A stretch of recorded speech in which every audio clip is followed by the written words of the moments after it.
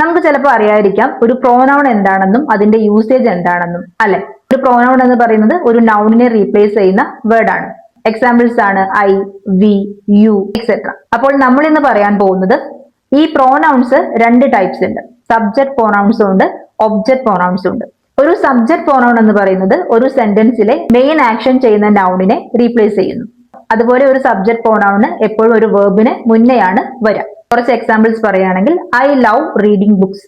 ഇവിടെ ഐ ഒരു subject pronoun ആണ്. അത് വേർബായ റീഡിംഗ് എന്നുള്ള വേർബിന് മുന്നെയാണ് വന്നത്.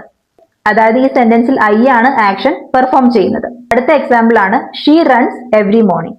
ഷീ ഇവിടെ സബ്ജക്ട് പ്രോനൗൺ ആണ്. ആ ഒരു സെന്റൻസിലെ ആക്ഷൻ പെർഫോം ചെയ്യുന്ന നൗണിനെ റീപ്ലേസ് ചെയ്യുന്നു. അടുത്തതാണ് ഒബ്ജക്ട് പ്രോനൗൺ. ഒബ്ജക്ട് പ്രോനൗൺ ഒരു സെന്റൻസിലെ ആക്ഷൻ റിസീവ് ചെയ്യുന്ന നൗണിനെ റീപ്ലേസ് ചെയ്യുന്നു. ഒബ്ജക്ട് പ്രോനൗൺ എപ്പോഴും വെർബിന് ശേഷമാണ് സെന്റൻസിൽ വരിക, അല്ലെങ്കിൽ ഒരു പ്രിപ്പോസിഷന് ശേഷമാണ് വരിക. ഒബ്ജക്ട് പ്രോനൗൺസിന് എക്സാമ്പിൾസ് ആണ് me, her, him, you, it etcetera. യുവും ഇറ്റും സബ്ജക്ട് പ്രോനൗണിലും ഒബ്ജക്ട് പ്രോനൗണിലും ഒരുപോലെ നിലനിൽക്കുന്നു. ഫസ്റ്റ് എക്സാമ്പിൾ ആണ് പ്ലീസ് കോൾ മീ. ഇവിടെ മീ എന്നത് ഒബ്ജക്ട് പ്രോനൗൺ ആണ്. കോൾസ് എന്ന വെർബിന് ശേഷമാണ് വന്നത്. അടുത്ത എക്സാമ്പിൾ ആണ് Raju gave the gift to her.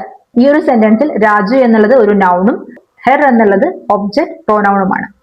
അതുപോലെ ഒരിക്കലും ഒരു ഒബ്ജക്ട് പ്രോനൗണിനെ സബ്ജക്ട് പ്രോനൗൺ ആയിട്ട് യൂസ് ചെയ്യാൻ പാടില്ല. അതായത് മീ ലൈക്ക് ആപ്പിൾസ് എന്ന് പറയാൻ പാടില്ല, ഐ ലൈക്ക് ആപ്പിൾസ് എന്ന് വേണം പറയാൻ.